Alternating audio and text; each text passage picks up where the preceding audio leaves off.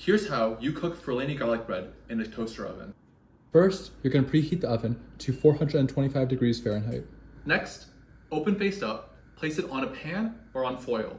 If frozen, thaw until easily separated. Here's a close-up so you can see what it's supposed to look like. Now we're going to place our garlic bread in the toaster oven for 6 to 8 minutes. It's been about 6 to 8 minutes, so let's see how our garlic bread is doing. And just like that, you have some perfect Furlani garlic bread.